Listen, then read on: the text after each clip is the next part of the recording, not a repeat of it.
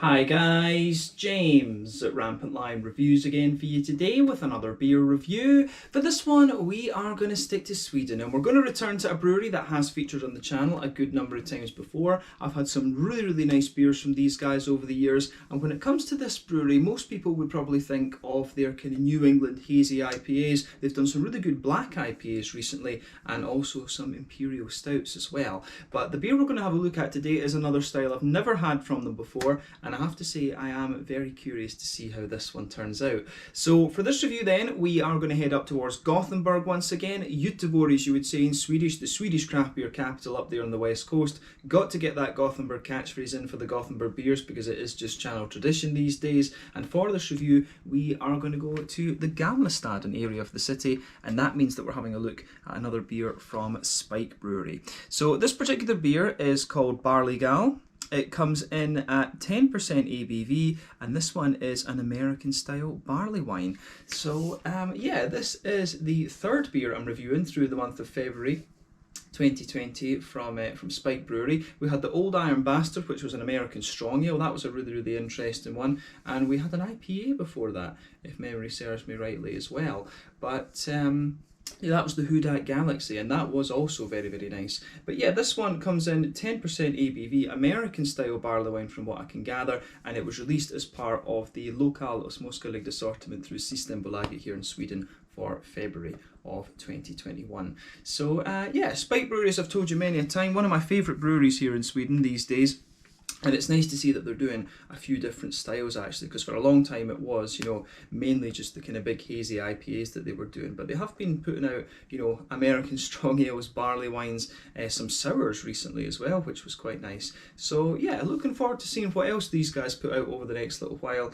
And I would recommend that you try some of these Spike beers if you get the chance. So yeah, let's see how we get on with this one then. Curious to see how it turns out, and I hope that you guys enjoy my take on this beer as well. So yeah, as always with my reviews then, I'll tell you a little bit about the brewery before we taste the beer. If you want to get straight to the tasting, just fast forward. All the usual links are in the video description below. That's the brewery website, the link to my other reviews that I've done from Spike Brewery before, and you will no doubt see more added to that list in the near future. But there's all the usual social media down there. If you want to see more reviews, do please consider subscribing to the channel. The whole channel, of course, has a geography-based tagging system, so you can go into the homepage and search for beer based on country, city, state, county, province, prefecture, whatever it is you happen to be interested in. Do check out the playlists of beers from different countries. There is one there for all the Swedish beers that I've reviewed for you. That's constantly being added to. And as always, please do get in touch and let me know some of the other beers and breweries that you guys would like to see me review. It's always great to hear from you guys that are watching the videos,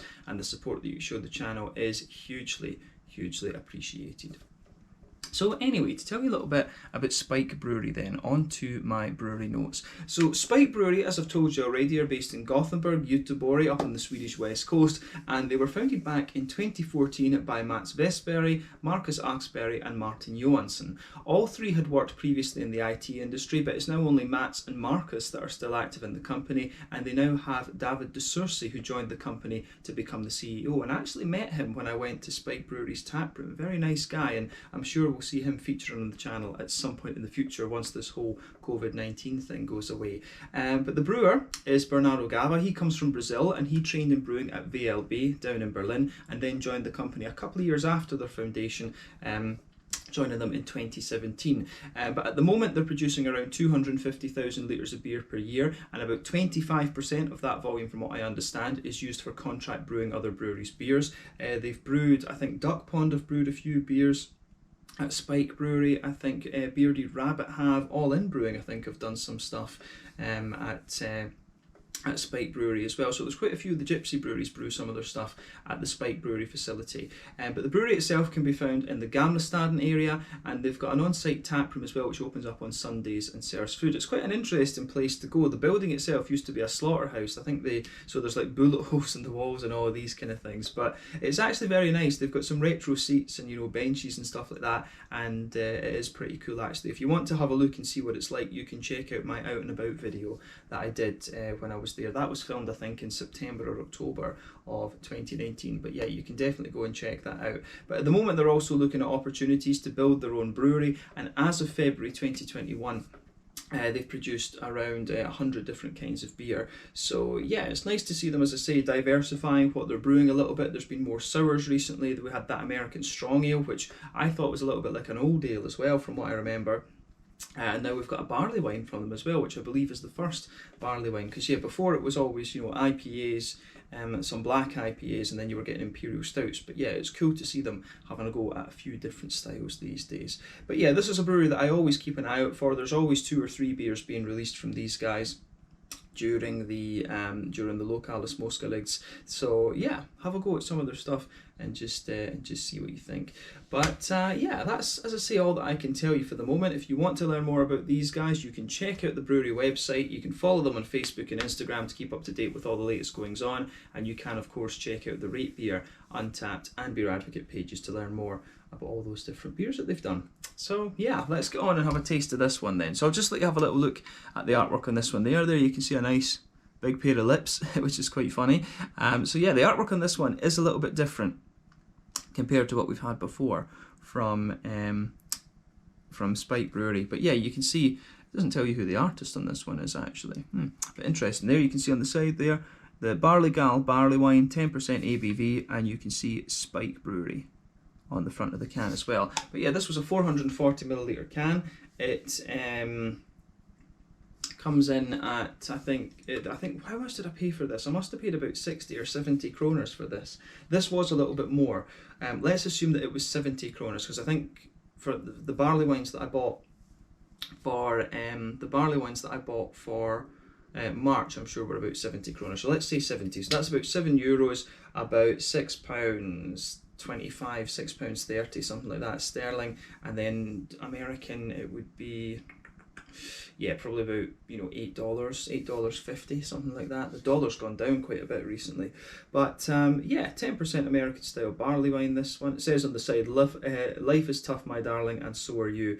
So yeah, the Barleygal barley wine, 10% ABV. Let's get this guy out and we'll get on with the tasting then. 440 milliliter can. I think this one might be a bit of a monster. Apparently as well, this beer is hopped with Citra and a CTZ mix. So CTZ is usually a bittering mix that you get. What is it? Columbus, Tomahawk, and Zeus. So yeah, just look at this beer. That's craziness. Crazy, crazy, crazy. There we are. Yeah, so I have to say that looks pretty damn interesting. Yeah, let me just shine the light through this. This has got a lovely colour to it. What is that? Is that a... Well, this beer, if you just look at the pour, this one's got a lovely, very dark, kind of stained mahogany type colour to it. Maybe you could describe it as chestnutty as well, actually. But yeah, you can see when we poured it, the beer had just under a quarter finger of a frothy, I would say kind of fawny coloured head. It's left a little bit of a ring around the outside of the glass, but it's faded away to just be a very, very kind of thin, foamy, wispy layer on top. The other thing about this beer is that it is actually crystal clear. You can see through the glass there that this beer is crystal clear. But yeah, a lovely kind of dark, kind of stained mahogany type colour there. It's got a lovely kind of red tinge to it. Remember that when it comes to these beers,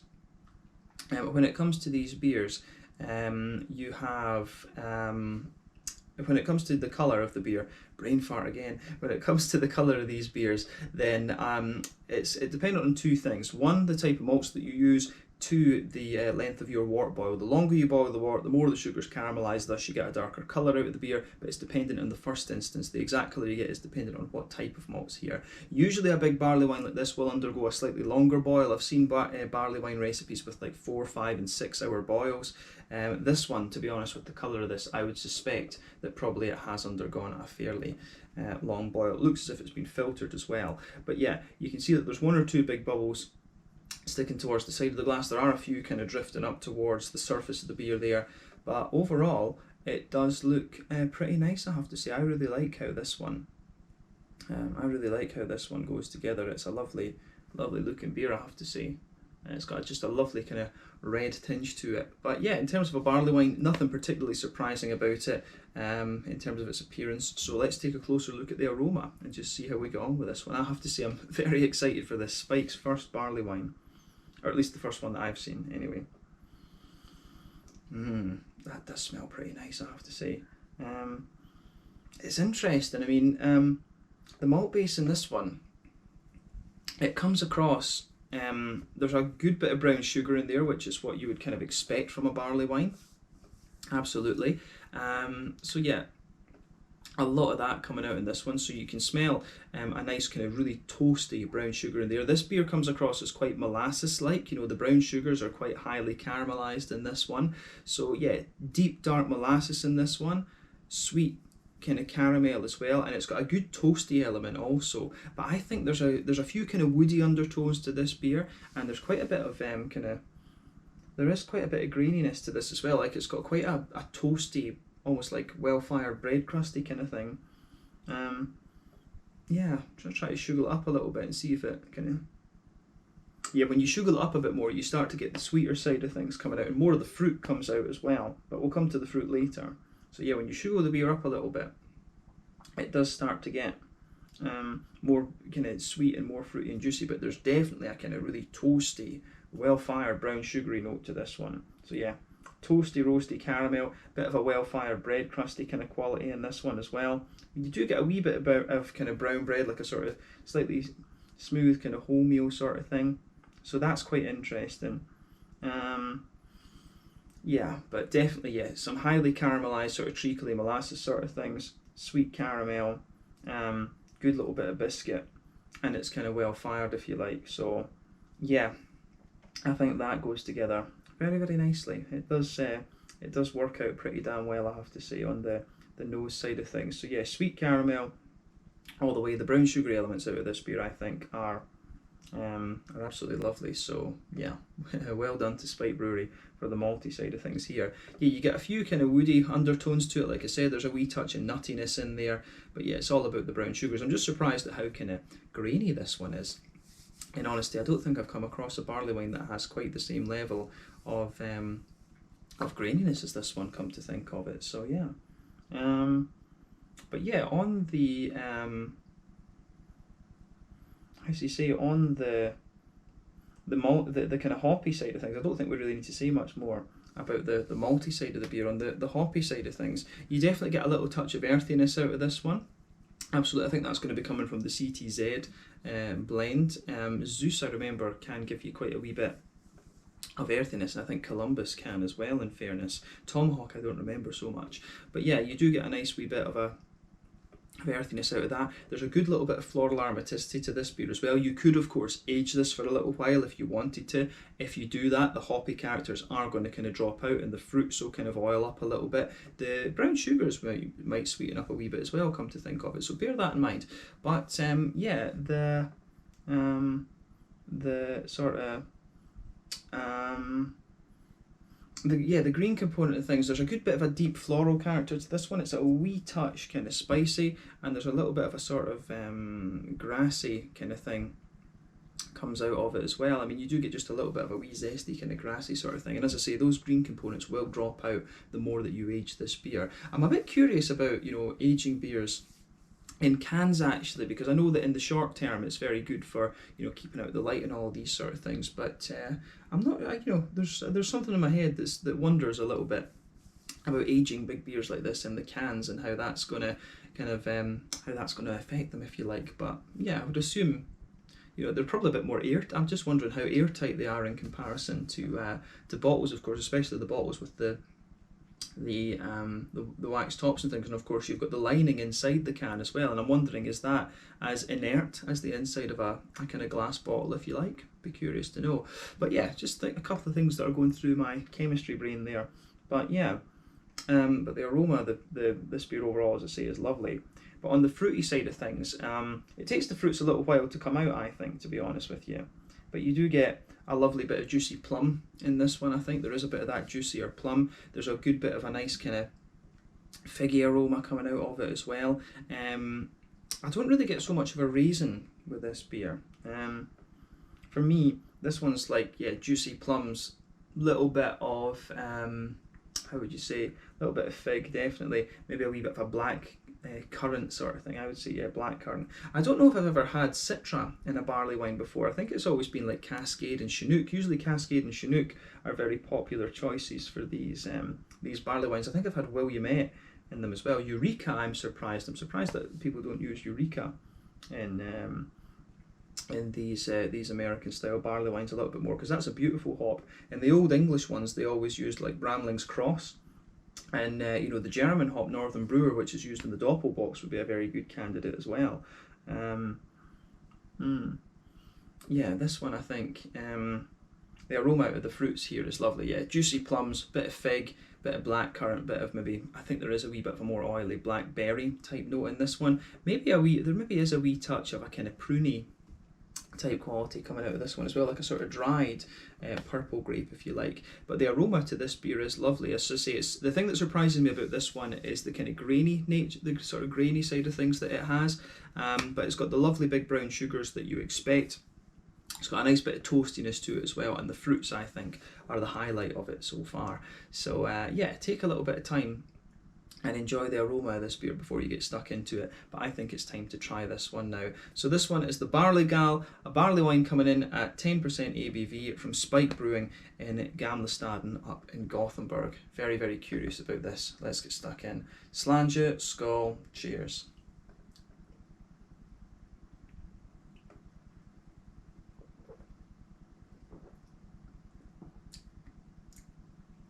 Oh yeah, that is very, very nice.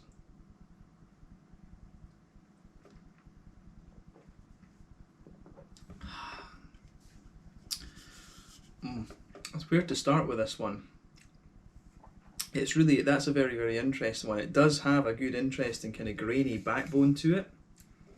But yeah, it's quite, how do you say, the rest of it is very, very sweet and very American, if you like. So it's got a wee touch of an English backbone to it, which you would kind of expect, to be honest, because the barley wine is originally an English style, but then everything else about it is leaning more towards the American side of things. For me, the English barley wines are a bit more kind of toasty, and bready, if you like. Sometimes they can be a little bit phenolic in terms of their fruity qualities, whereas the American ones are big and oily and very, very sweet, if you like. So yeah, I do like how that goes together.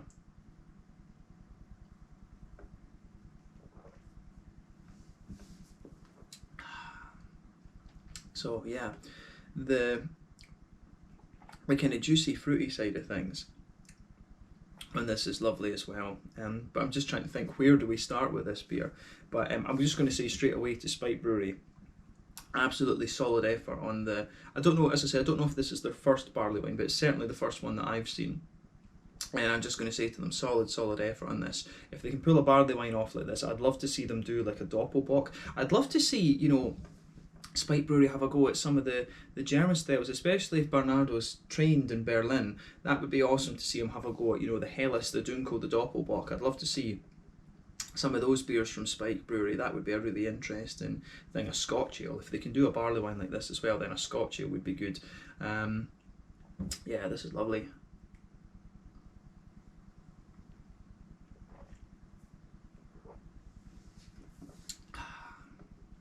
So yeah, awesome. Just really nicely executed beer, this one.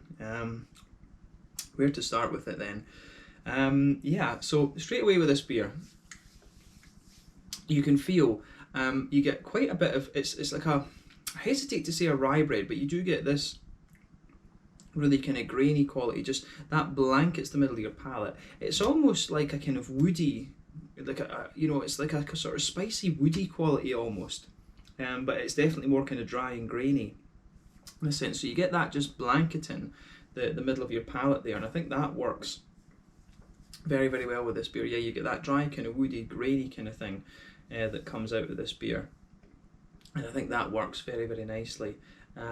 That's the backbone of the beer, to be honest with you. If you go to the border region between middle third and back third of your palate, yeah, you get a wee bit of a kind of well-fired bread crust sort of thing in there, and you do get a wee bit of breadiness. And on the back third of your palate, I think it does thicken up a wee bit, and you get just a wee bit of a brown bready note. But yeah, it just surprises me how sort of almost dry and grainy the malty side of this beer is. So yeah.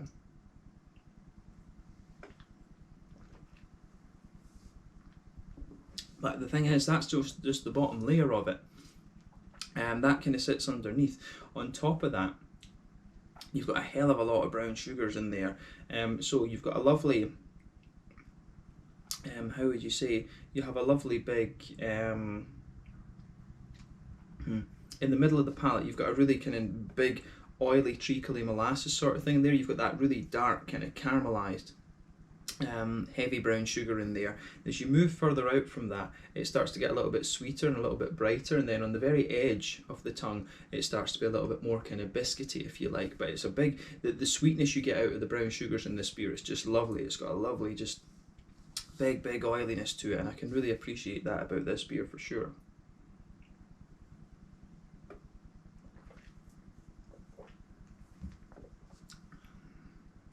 So yeah, the fruity side of this beer as well just kind of matches the brown sugars really nicely. But yeah, you'll feel that the more and more you drink of this beer, the more it sweetens up, and the more you get just a big sweet caramel out of this one. Like I say, yeah, concentrated molasses in the middle of your tongue, sweeter caramel towards the edge, and then a little bit more of a, I would say, how would you say, it's got a little bit more of a kind of biscuity kind of quality to it as you move further out, and a wee bit of a more kind of toasty brown sugary thing underneath as well. So yeah, I like how that I do like how that side of things goes together as well. So yeah, this is the malty base in this one. It's quite, you know, straight shooting if you like, but I think that works really well. You do get more and more kind of smooth woody elements to this too. If you go to the front corners of your palate, then go diagonally back, you'll notice there's a woody side to the beer also. And if you go to the centre of your palate, then just move gradually forward, you've got a wee bit of a kind of nutty thing into this beer also, which I think is really interesting. So I really like how this beer goes about its business. I think it works very well. But yeah, in the back corners of the palate, there's a nice little bit of earthiness to this one. We'll focus on the hoppy side of things now. I think we've said what we need to about the malty side of the beer, and it works very well. But yeah, in the back corners of the palate, then there's a good little bit of earthiness there, and as you move further forward, it develops a little bit of a herbal quality, and then as you reach the kind of front corners of the palate, it's got a really nice kind of big floral aromatic note in there as well. So yeah.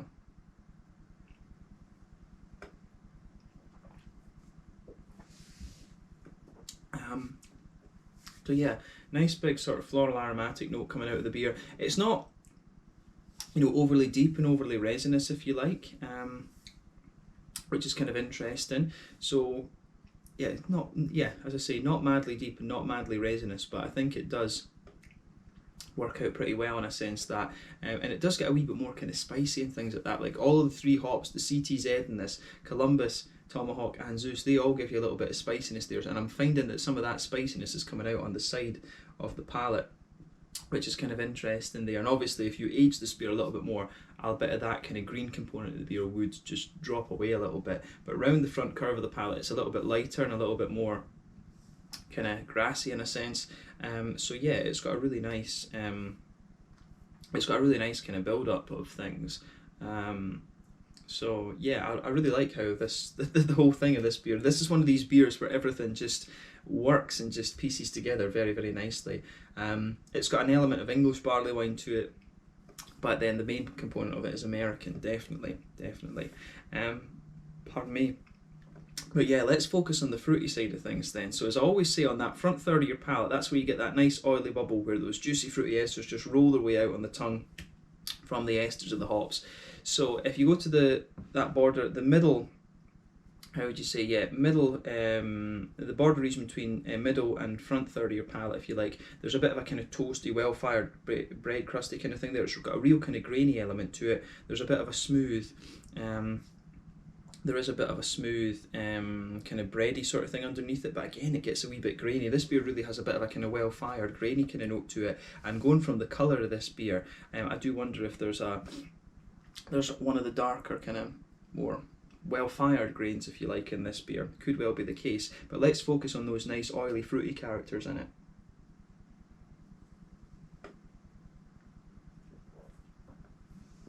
So yeah, on the fruity side of things, when you take this beer in, you definitely get a wee bit of a plummy quality out of it. Definitely, it's got a wee bit of a kind of rich plummy sort of thing, but you almost get just a wee bit of a kind of cakey type vibe to this beer. So it gives you a bit more of these kind of dried fruits, the dates, the prunes and things like this. You do get a wee bit of that at the back of the palate there, but as you move further forward along the tongue, it does give you a wee bit of a kind of figgy note. You do get a little bit of that lighter kind of figgy note. There's almost a wee bit of a kind of sultana like quality in there as well. And for those of you watching, I've had questions about this before. So sultanas for me are dried white grapes and green grapes actually. So yeah, it depends on how do you say, yeah, so for me the raisins are the dried red grapes, sultanas are the dried white and green grapes, so I really get a wee bit of sultana quality on this beer. But then as you reach the kind of front half of that front third of your tongue, there's definitely a little bit of a kind of black curranty bit sitting underneath, and you do get a wee bit of a more oily blackberry sitting on top of that. But again, that sort of grainy dryness out of this beer kind of lingers there, if you like. Yeah, so I mean, this is a really interesting one. As I say, it kind of retains that sort of big toasty character that you'd expect of an English barley wine, but it comes across like a really woody, grainy kind of thing, which is interesting. That's a little bit unusual, but the brown sugary side of the beer, I think is really quite nice and sweet and nicely done. And then the fruits in this beer are lovely as well, absolutely.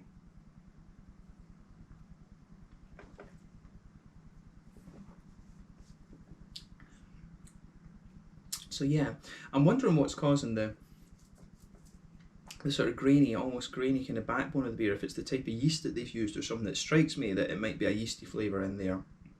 But yeah, the sort of grainy, spicy, woody thing, that could maybe just do with being toned back a little bit and smoothened out. And I think this is a really nice barley wine. I think they've got about 90% of it right in my mind.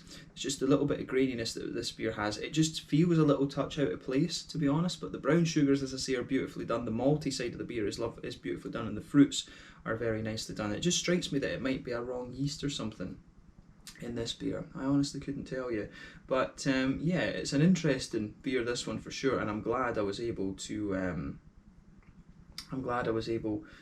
review that for you. So this one for you, because it's really is. It's nice to try like the first attempts at styles, if you like, from different breweries, and I think they've done a damn good job of this one. So well done to Spike Brewery. 1 for trying something a bit different, and 2 for doing it pretty damn well. But yeah, the mouthfeel to round off the review then. For me, the mouthfeel of this beer, I would say kind of bottom end of full bodied. The carbonation is very, very smooth. It's got an oily yet still quite slick mouthfeel. In terms of bitterness, this beer still has a fair wee bit of bitterness, maybe 40 or 50 IBUs, but then as you age it, if you age it, of course, the green components of the hops are going to drop out a little bit, and the whole thing will just smoothen out and mellow out. So yeah, I am drinking this beer fairly fresh, from what I gather. I don't know if it has a canned on date, actually. No, it doesn't have a canned on date. Yeah, that's maybe something that Spike need to do, is put a canned on date on their beers, so that you can judge exactly how fresh and things these beers are and see how they are, especially with the heavier ones like this, the stouts and the barley wines. It would be quite handy. Usually the IPAs I drink very fresh anyway, but yeah, I think it's those green components are going to drop out of it. Anyway, you've got a bit of a dryness in the malt underneath the malt base, that sort of woody, grainy sort of thing I was talking about. But the brown sugars are lovely and big and oily, very sweet as well. They develop to be very sweet. Then you've got some lovely, juicy and slightly slick, fruity characters out of this beer. But overall, as I say, I just think this is a really solidly done, how do you say, just barley wine. This one, it's got a little bit of an English hint to it, but it's definitely an American barley wine all the way, apart from a little bit of the kind of grainy, toasty sort of thing to it. But yeah, awesome beer this, and I'm glad I was able to review it for you here on the channel. So let's leave this review at that. So once again, thank you for watching my beer reviews. Until the next time, please like, subscribe, share, all the usual YouTube stuff. Let me know your own thoughts on this beer in the comment section below. Let me know what your favourite beers are from Spike Brewery. We will no doubt return to these guys at some point very, very soon, because they're always releasing new beers, and as I said, this is a brewery that I really like to keep an eye on. But yeah, in the meantime, check out my social media, check out Spike Brewery, and you can see all the different beers that these guys are doing. But this one was the Barleygal, an American style barley wine, 10% ABV, released for February 2021 through Systembolaget here in Sweden. Slange, skål, cheers, thanks for watching, and I'll catch you guys on the next review.